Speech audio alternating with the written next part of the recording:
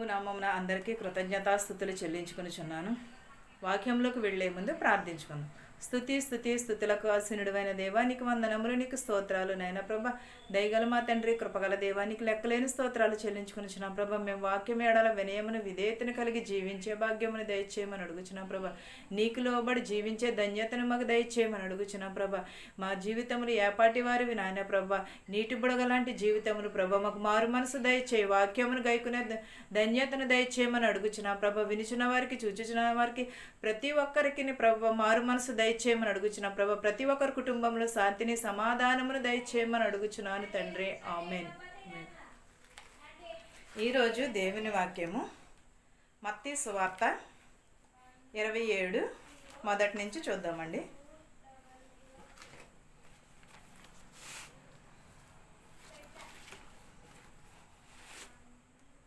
ఉదయం అయినప్పుడు ప్రధాన యాజకులను ప్రజలను పెద్దలందరూ యేసును చంపవలెనని ఆయనకు విరోధముగా ఆలోచన చేసిరి. ఆయన బంధించి తీసుకుని పోయి అధిపతి అయిన పొంతి పిలాతునకు అప్పగించిరి.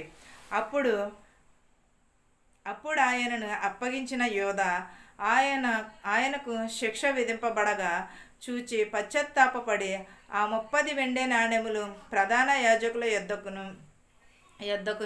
పెద్దల యొద్దకును మరలా తెచ్చిరి. నేను నిరపరాధి రక్తమును అప్పగించి పాపము చేసి తినని చెప్పాను. వారు దానితో మాకేమి నీవేమి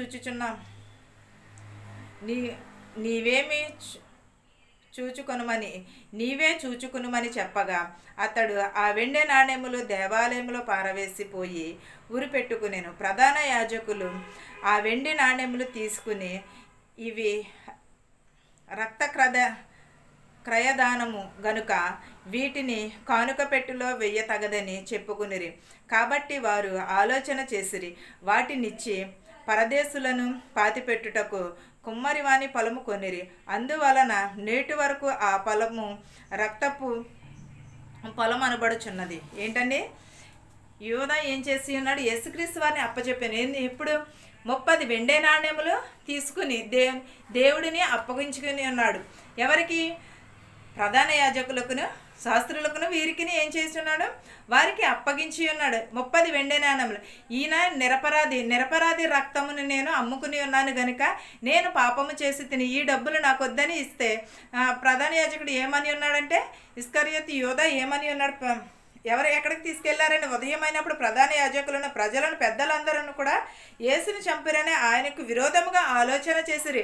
యేసుని చంపాలని అందరూ కూడా విరోధంగా పాపం ఆలోచన చేసుకునేది. ఆయన బంధించి తీసుకుని పోయి పొంతి పిలాతు వద్దకు తీసుకుని పోయి ఉన్నారు. ఎందువలన? పొంతి పిలాతే కదండి రాజు.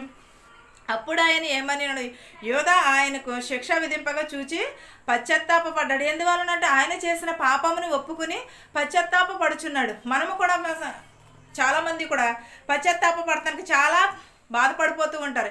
ఎందువలన? మనం చేసిన తప్పును ఒప్పుకుని దేవుని ఎదుట పశ్చాత్తాపడతాం. పశ్చాత్తాపానికి మించిన ప్రాయశ్చిత్తం లేదని దేవుడే చెప్పి ఉన్నాడు కదా. మనం ఎప్పుడైతే చేసిన తప్పును ఒప్పుకుంటామో దేవుడే క్షమిస్తానని చెప్పుచున్నాడు. మనము కూడా అంతే కదండి. ఎవరైనా ఏదన్నా తప్పు చేశారనుకో, సారీ అంటే వెంటనే వాళ్ళ మనసు ఏమైపోతుంది? కరిగిపోతుంది. ఎందువలన? ఏంటంటే వాళ్ళది తప్పు ఉన్నది కాబట్టి వాళ్ళు ఒప్పుకున్నారని. తప్పు చేసిన వారు ప్రతి ఒక్కరిని కూడా క్షమాపణ అడగాలి. మనుషుల ఎదుట కాకపోయినా దేవుని ఎదుటైనా దేవుడు ప్రతిదీ చూస్తున్నాడు. ఒకవేళ మనుషుల ఎదుట నువ్వు ఒప్పుకోవడానికి నువ్వు ఇగో అడ్డం వస్తుందేమో, లేకపోతే నీ పరువు పోతుంది అని అనుకుంటున్నావేమో. కానీ వారికి కూడా తెలుసు కదా నువ్వేం చేసావు అనేది. నీ ఎదుటి వారికి కూడా తెలుసు, అందరికీ కూడా తెలుసును కదా. మొత్తం ప్రధాన యాజకులను అందరికీ కూడా తెలుసు, పెద్దలందరికీ కూడా తెలుసు. కానీ నిరపరాధి రక్తమును అప్పగించి ఉన్నాను గనుక నేను చేసిన తప్పును ఒప్పుకుంటున్నానని చెప్పి ఆ 30 వెండి నాణెముల దేవాలయంలో పడవేసి పారిపోయాను. ఎక్కడికి పారిపోయాడండి?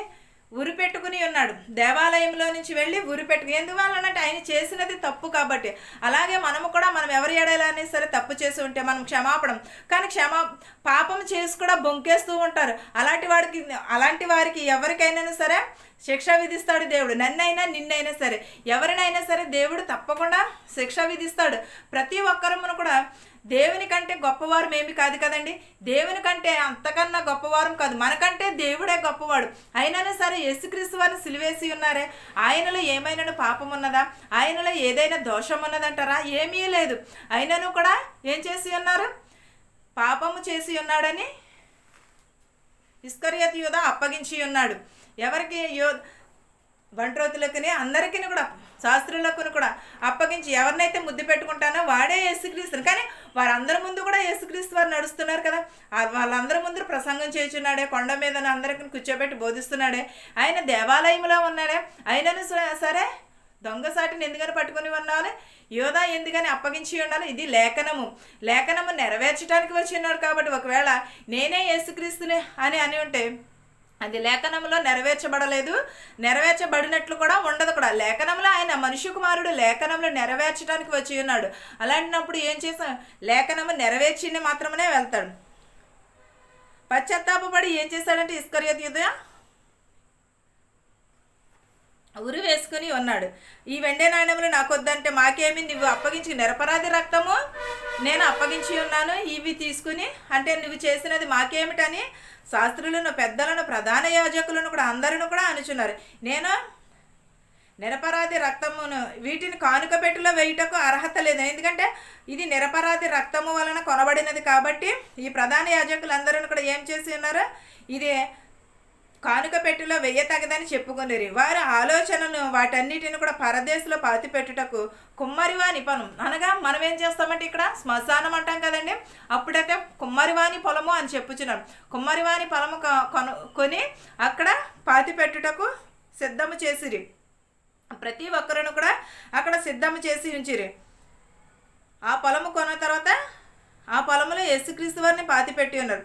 విలువ కట్టబడిన వాణిని, అనగా ఇశ్రాయేలీలో కొందరు విలువ కట్టబడిన వాని క్రమదానమైన 30 వెండి నాణ్యములు తీసుకుని ప్రభువు నాకు నియమించిన ప్రకారము వాటిని కుమ్మరి వాని పొలమునకు ఇచ్చిరి అని ప్రవక్త అయిన ఇర్మియా ద్వారా చెప్పబడిన మాట నెరవేరును. ఏంటని? ఇది కుమ్మరివాని పొలము కొనుటకు ఇచ్చి ఉన్నారని ప్రభువును నాకు నియమించిరా. నా కుమ్మరివాని పొలమును, అనగా శ్మశానపు దొడ్డి అంటాం మనము, అప్పట్లో అయితే కుమ్మరివాని పొలము అనండి. ఇది ఎవరి ద్వారా బయటకు వచ్చినదండి? ఇర్మియా ద్వారా బయటికి వచ్చినది. ఇర్మియా చెప్పబడిన మాట నెరవేర్చినది. ప్రవక్త అయిన ఇర్మియా ద్వారా చెప్పబడిన మాట నెరవేర్చబడినది. యేసు అధిపతి ఎదుట నిలిచాను. అప్పుడు అధిపతి యూదుల రాజు నీవేనా అని ఆయనను అడుగగా యేసు అతనిని చూచి నీవన్నట్లే అనేను. ఏంటని? యేసు అధిపతిలో ఎదుట నిలిచుండినప్పుడు యూదుల రాజువు నీవేనా అని అడిగితే ఆయన ఏమన్నాడు? నీవు అన్నట్లే అని ఉన్నాడు. ప్రధాన యాజకులను, పెద్దలను ఆయన మీద నేరము మోపినప్పుడు ఆయన ప్రత్యుత్తరమేమీ ఇయ్యలేదు. కాబట్టి పిలాతు నీ మీద వీరెన్ని నేరములు మోపుచున్నారో నీవు వినలేదా అని ఆయనను అడిగాను. అయితే ఆయన ఒక మాటకైనను అతనికి ఉత్తరం ఇయ్యలేదు గనుక అధిపతి మిక్కిలి ఆశ్చర్యపడెను. జనులు కోరుకునిన ఈ యొక్క ఖైదీని పండుగలో విడుదల చేయుట అధిపతి వాడుక. ఆ కాలమందు బర్బా అను ప్రసిద్ధుడైన యొక్క ఖైదీ చెరసాలలో ఉండెను. కాబట్టి జనులు కూడి వచ్చినప్పుడు పిలాతు నేనెవరిని విడుదల చేయవలెనని మీరు కోరుచున్నారు, బర్బానా లేక క్రీస్తు అనబడిన యేసునా అని వారిని అడిగాను. ఏలయనగా వారు అసూయ చేత ఆయనను అప్పగించిరని అతడు ఎరిగి ఉండెను. అతడు న్యాయపీఠము మీద కూర్చుండినప్పుడు అతని భార్య నీవు నీతిమంతుని జోలికి పోవద్దు, ఈ ప్రొద్దు ఆయనను గూర్చి నేను కలలో మిక్కిలి బాధపడి తిని అతని యొద్దకు వర్తమానము పంపెను. ప్రధాన యాజకులను, పెద్దలను బర్బాను విడిపించమని అడుగుటకును యేసును సంహరించుటకును జన సమూహములను ప్రేరేపించిరి. అధిపతి ఈ ఇద్దరిలో నేనెవరిని విడుదల చేయవలెనని మీరు కోరుచున్నారని వారిని అడుగగా వారు బర్బానే అనిరి. అందుకు పిలాతు అలాగైతే క్రీస్తు అనబడిన యేసును ఏమి చేతునని వారిని అడగగా సిలువ వేయమని అందరినూ చెప్పిరి. అధిపతి ఎందుకు ఇతడు ఏ దుష్కార్యమును చేసెనని అడుగగా వారు సిలువ వేయమని మరీ ఎక్కువగా కేకలు వేసిరి. పిలాతు అల్లరి ఎక్కువగుచున్నదే గాని తన వలన ప్రయోజనమేమీ లేదని గ్రహించి నీళ్లు తీసుకుని జనసమూహము ఎదుట చేతులు కడుగుకుని, ఈ నీతిమంతుని రక్తమును గూర్చి నేను నిరపరాధిని మీరే చూచుకునుడని చెప్పాను. అందుకు ప్రజలందరూ వారి రక్తమును మీదను అందుకు ప్రజలందరూ వారి రక్తము మా మీద మా పిల్లల మీద ఉండుగాక అనిరి. అప్పుడు అతడు అతడు వారు కోరినట్లు బర్బాను వారికి విడుదల చేసి యేసును కొరడాలతో కొట్టిరి, సిలువ వేయమని అప్పగించాను. ఏంటండి, మనం ఎప్పుడూ కూడా ఎలా సిలువ వేయమని ఎవరికి చెప్పి ఉన్నారు?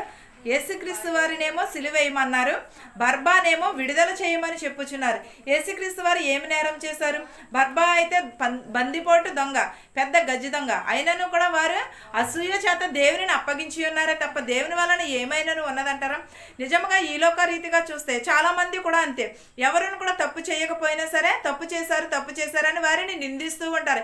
ఎందువలన వాళ్ళకి అసూయ. ఎందువలన వాళ్ళు చేయలేని పని వేరే వారు చేశారు కాబట్టి వాళ్ళ అసూయతోటిని కుళ్ళుతోటిని అలాగే చెబుతూ ఉంటారు. ప్రతి ఒక్కరూ కూడా అలాగే ఉంది. లోకం తీరు కూడా అలాగే ఉన్నది. ప్రతి ఒక్కరూ కూడా ఒకరి మీద మనం ద్వేషం పెంచుకున్నామంటే మనం చేయలేని పని వారు చేశారని. ఒకవేళ వారు అనుకోవచ్చు, వారు తెలివైన వారు ఇలాగా అంటూ ఉంటారు. కానీ తెలివితేటలు అనేవి దేవుడు అందరికీ ఒకేలాగా ఇచ్చాడు. కానీ వాటిని సర్దిద్దుకోవడంలోనే ఉంటుంది. అందరికీ ఒకేలాగా చేశాడు దేవుడు. ఒకరిని ఎక్కువగాని ఒకరిని తక్కువగాని చేయలేదు. కానీ అవి మన సర్దిద్దుకోవడంలోనే, మన ప్రవర్తనలోనే, మన పెంపకంలోనే ఉంటుంది. అది ఎప్పుడూ కూడా మనం స్వార్థంగా చూస్తే స్వార్థమే ఉంటుంది. మంచిగా చూస్తే చెడును కూడా మంచిగా చూస్తే మంచిగానే కనిపిస్తుంది తప్పగానే చెడుగా కనిపించదు కదండి. ఒకవేళ మనం ఏదైనా చేసామనుకో, వారికి నచ్చలేదనుకో, అప్పుడు మనం ఏమవుతాము? విరోధులం అయిపోతాము. ఎందుకంటే వారికి నచ్చినది కాదు కదా పని, వారికి నచ్చినట్టు మనం చేయలేదు కాబట్టి.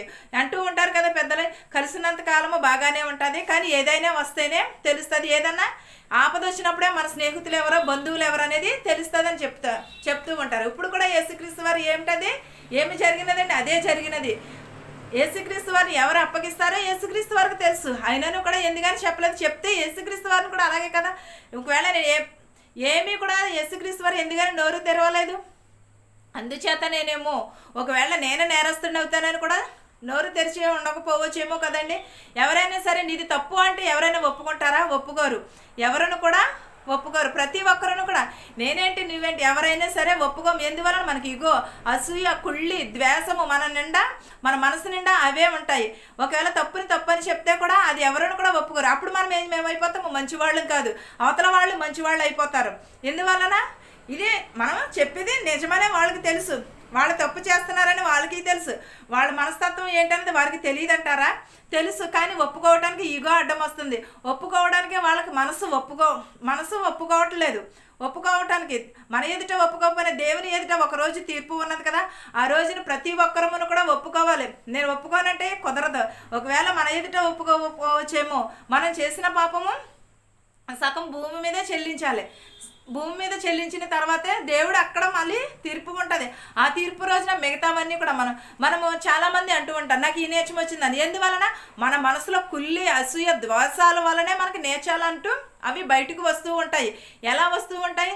ఏం చేస్తారు? ఇలా దేవుడిని అంత శిక్షించిన మనుషులము మనలో మనకి ద్వేషాలు రావంటారా?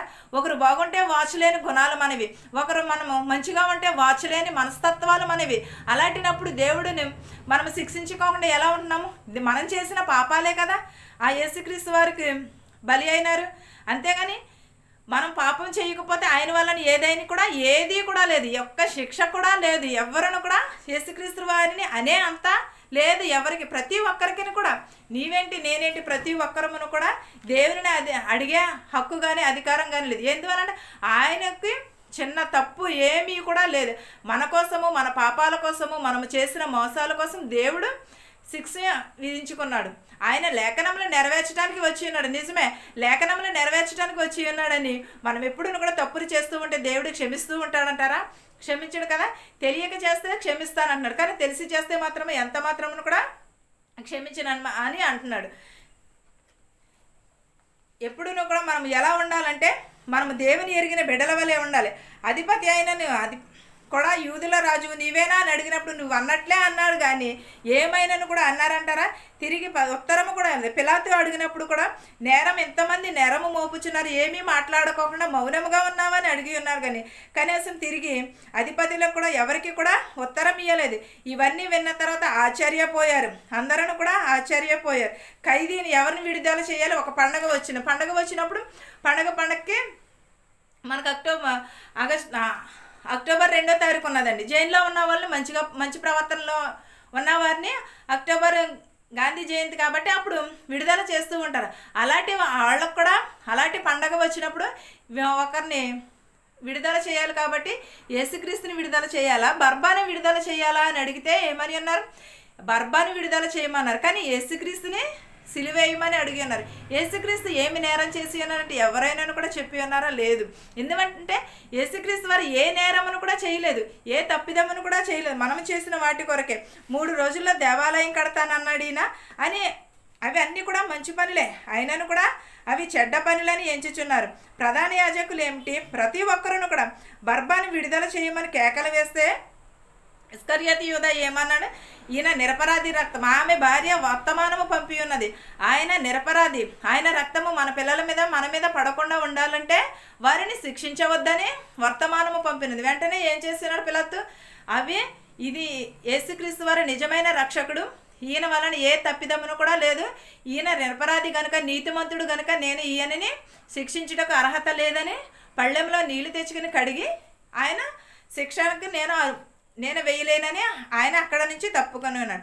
అయినను కూడా ప్రజలందరూ కూడా ఏం చేస్తున్నారు?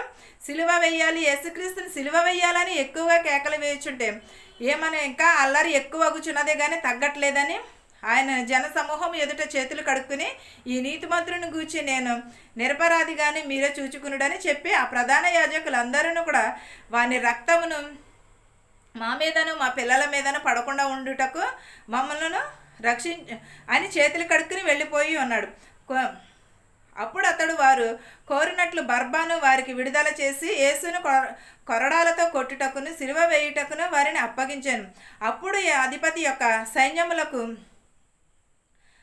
యొక్క సైనికులు యేసును అధికార మందిరములోనికి తీసుకుని పోయి ఆయన యొద్ద సైనికులందరినీ సంహరించిరి. వారు ఆయన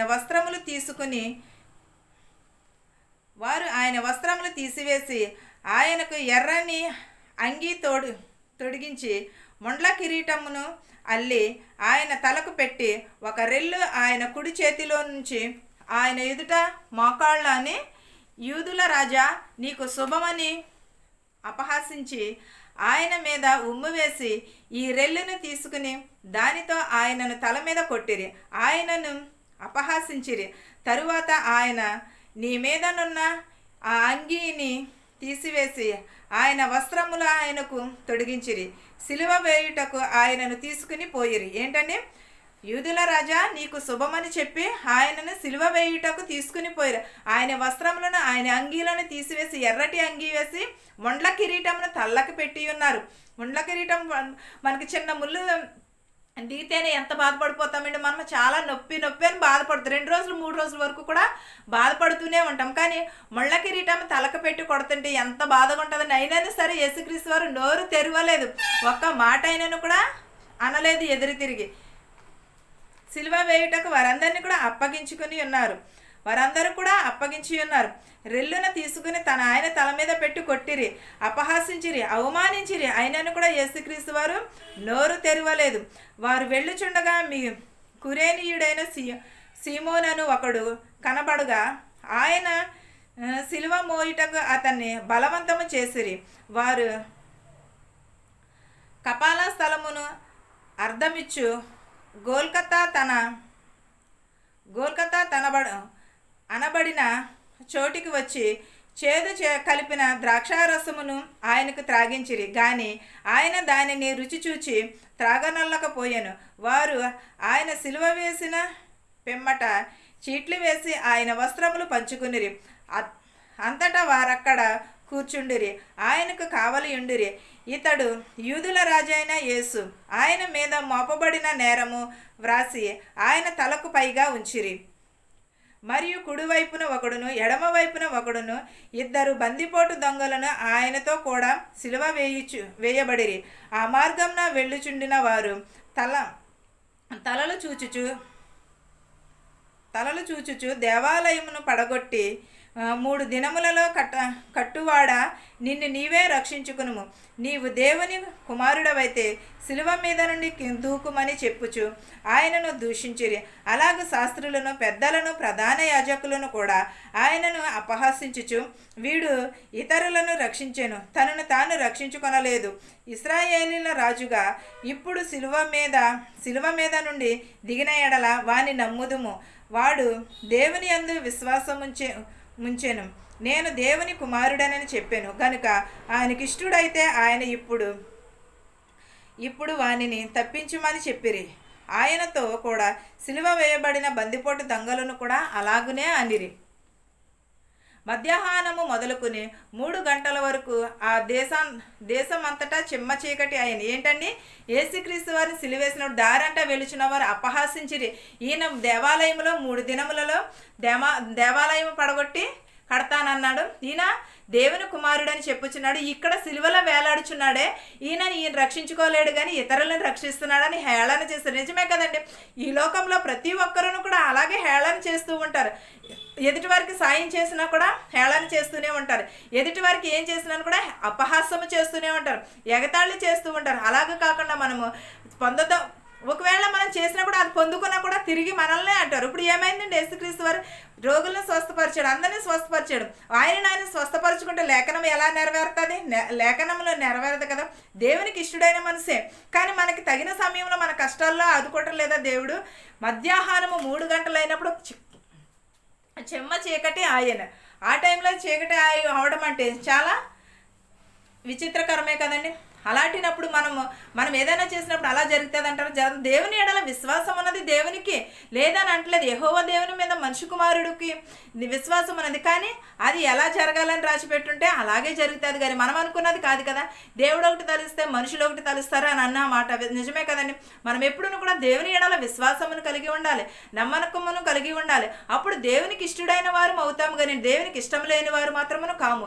ఎప్పుడూ కూడా దేవునికి లోబడి ఉండాలి. మనం విశ్వాసంతో, వినయంతో, విధేయతతో కలిగి ఉండాలి. ప్రతి ఒక్కరమును కూడా దేవుని ఎడల నమ్మకమును, దేవుడే కాదు మనము కూడా నమ్మకమును కలిగి ఉండాలి. ప్రతి ఒక్కరమును కూడా దేవుని మధ్యాహ్నం మొదలుకొని 3 గంటల వరకు కూడా చిమ్మ చీకటి ఆయనే. వెంటనే యేసుక్రీస్తు వారి సిలువగా చిమ్మ చీకటి ఆయనే. మనం ఎప్పుడూ కూడా మనం ఏదైనా చేస్తే ఏం జరుగుతుంది? ఎవరొకరు హేళన చేస్తూ ఉంటారు. ప్రతి ఒక్కరమును కూడా విశ్వాసము కలిగి ఉండాలి, నమ్మకమును కలిగి ఉండాలి. ఈ వాక్యమును మీకును మాకును మనందరికీ తోడయ్యుండును గాక. ప్రార్థించుకుందాం.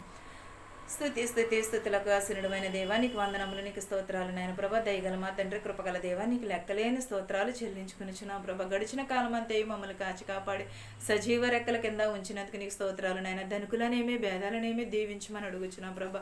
మా శత్రువుల్ని, మిత్రువుల్ని దీవించమని అడుగుచున్నాం ప్రభా. బస్సులో వెలిచినట్టు వారిని, ఆటోలో వెలిచినట్టు వారిని, హెలికాప్టర్లో వెలిచినట్టు వారిని, ట్యాక్సీల మీద, బండ్ల మీద వెలిచినట్టు వారిని వారి వారి గృహాలకి సురక్షితంగా చేర్చమని అడుగుచున్నాం ప్రభా. వారిని రక్షించమని అడుగుచున్నాము నాయన ప్రభా. ఎంబసీలో ఉన్న వారికి పని దయచేయమని అడుగుచున్నాం ప్రభా. పెనులేని వారికి పని దయచేయమని అడుగుచున్నాము నాయన ప్రభా. మెడికల్కి వెళ్ళిచుండగా మెడికల్లో పాస్ అయ్యేటకు సహాయం చేయమని అడుగుచున్నాము నాయన ప్రభా. నేను నీ ఎడల ప్రభా మేము వినయమును, విధేయత కలిగి జీవించే భాగ్యము దయచేయమని అడుగుచున్నాం ప్రభా. ఇతర దేశంలో నాయన ప్రభా పని చేసుకుంటుండగా వారికి శక్తిని, బలాన్ని దయచేయమని అడుగుచున్నాం ప్రభా. జ్వరాలతో బాధపడుచున్నారు ప్రభా, వారిని ముట్టి స్వస్థపరచమని అడుగుచున్నాం ప్రభా. కొన్ని ఆపరేషన్లు చేయించుకుని ఉన్నారు నాయన ప్రభా, వారిని ముట్టండి, స్వస్థపరచమని అడుగుచున్నాము నాయన ప్రభా. ప్రతి ఒక్క కుటుంబంలో శాంతిని, సమాధానముని దయచేయమని అడుగుచున్నాం ప్రభా. ప్రతి ఒక్కరికి మారు మనసు దయచేయమని అడుగుచున్నాం ప్రభా. విరిగి నలిగిన మనసు దయచేయమని అడుగుచున్నాము నాయన ప్రభా. ప్రతి ఒక్కరిని నాయన ప్రభా హృదయములు మార్చమని అడుగుచున్నాము నాయన ప్రభా. చదువుకుంటున్న బిడ్డలను దీవించమని అడుగుచున్నాం ప్రభా. ఫస్ట్ క్లాస్ నుంచి డిగ్రీలు, ఇంటర్లు చదువుకున్న ప్రతి ఒక్కరి బిడ్డకి నాయన జ్ఞానమును, తెలివిని దయచేయమని అడుగుచున్నాం ప్రభా. వృద్ధాప్యంలో ఉన్న వారిని దీవించమని అడుగుచున్నాం ప్రభా. నడువయసులో ఉన్న వారిని దీవించమని అడుగుచున్నాం ప్రభా. యవనస్తుల్ని, యవనరాళ్ళను కూడా దీవించమని అడుగుచున్నాం ప్రభా. విధవరాళ్ళను కూడా దీవించమని అడుగుచున్నాం ప్రభా. వారి కుటుంబం కుటుంబములను కూడా దీవించమని అడుగుచున్నాం ప్రభా. భర్త లేని వారిని కూడా విడిచిపెట్టిన వారిని కూడా ప్రభు దీవించి ఆశీర్వదించమని అడుగుచున్నాము నాయన ప్రభా. ఇంకను ఎవరినైతే మర్చిపోయింటే వారందరినీ కూడా దీవించమని అడుగుచున్నాం ప్రభా. యవనస్తులు నీ కాడు మోయట ఎంతో మనోహరమని చెప్పి ఉన్న దేవానికి వందనములు నాయన ప్రభా. నిన్ను బోధించే వారికి కూడా మన ప్రభా రక్షణ దయచేయమని అడుగుచున్నాం ప్రభా. సువార్త ప్రకటించుచున్న వారిని కూడా ప్రభు మారు మనసు దయచేయమని అడుగుచున్నాము నాయన ప్రభా. నీ ఎడల వినయమును విధేయతను కలిగి జీవించే ధన్యతను దయచేయమని అడుగుచున్నాము నాయన ప్రభా. బాలింతలను దీవించమని అడుగుచున్నాం ప్రభా. గర్భిణీ స్త్రీలకి సులువైన కానుక దయచేయమని అడుగుచున్నాం ప్రభా. పిల్లలు లేని వారికి పిల్లలు దయచేయమని అడుగుచున్నాం ప్రభా. శుభకార్యాలు చేసుకుంటున్న వారికి సమృద్ధి కలుగుటకు సహాయము చేయమని అడుగుచున్నాము నాయన ప్రభు. చిన్న బిడ్డలను దీవించమని అడుగుచున్నాం ప్రభు. ఉద్యోగాలు చేసుకుంటున్న ప్రతి ఒక్కరిని కూడా దీవించమని అడుగుచున్నాం ప్రభా. ఉద్యోగాలు లేని వారికి ఉద్యోగములు దయచేయమని అడుగుచున్నాము నాయన ప్రభు. నేను ప్రతి ఒక్క బిడ్డని ప్రభా దీవించి ఆశీర్వదించమని అడుగుచున్నాం ప్రభా. సొంత ఇల్లుల కోసం ఎదురు చూస్తున్న వారికి వారి ఆశను నెరవేర్చమని అడుగుచున్నాము నాయన ప్రభా. వారిని ప్రభ నెరవేర్చుటకు సహాయము చేయమని అడుగుచున్నాం ప్రభా. ఏ కుటుంబంలోనైనా ప్రభ ఏ శోధన ఉన్నదో ఏ వేదన ఉన్నదో మాకైతే తెలియదు కానీ నాయన ప్రభా, నీకు సమస్తము ఎరుగైన దేవా, నీకు వందనములు, నీకు స్తోత్రాలు నాయన ప్రభా. ప్రతి ఒక్కరి కుటుంబంలో శాంతిని సమాధానమును దయచేయమని అడుగుచున్నాం ప్రభా. మా దేశాన్ని మా సంఘాన్ని కూడా దీవించమని అడుగుచున్నాం ప్రభా. గవర్నర్ని దీవించమని అడుగుచున్నాము నాయన ప్రభా. పరిచర్య చేస్తున్న వారిని దీవించమని అడుగుచున్నాం ప్రభా. ప్రతి ఒక్క కుటుంబంలోని ప్రభ శాంతిని సమాధానమును దయచేయమని అడుగుచున్నాం ప్రభా. ఇంకా నువ్వు ఎవరినైతే మర్చిపోయి ఉంటే వారందరినీ కూడా దీవించి ఆశీర్వదించమని అడుగుచున్నాము నాయన ప్రభా. ప్రతి ఒక్కరిని ప్రభా దీవించి ఆశీర్వదించమని నా ప్రార్థన నీ పాద సన్నిధికి చేర్చుకోమని అడుగుచున్నాను తండ్రి. ఆమేన్. పరలోకమందున్న మా తండ్రి, నీ నామము పరిశుద్ధపరచబడునుగాక, నీ రాజ్యము వచ్చునుగాక, నీ చిత్తము పరలోకమందు భూవెందు నెరవేరునట్లును అనుదినాహారము నేడు మాకు దయచేయము. మా రుణస్థులను మేము క్షమించిన ప్రకారము మా రుణములను క్షమించుము. దుష్టి నుండి శోధన నుండి తప్పించుము. రాజ్యమును శక్తియు మహిమయు నిరంతరము నీవై ఉన్నావు మా తండ్రి. ఆమెన్. ఆమెన్. అందరికీ వందనాలండి.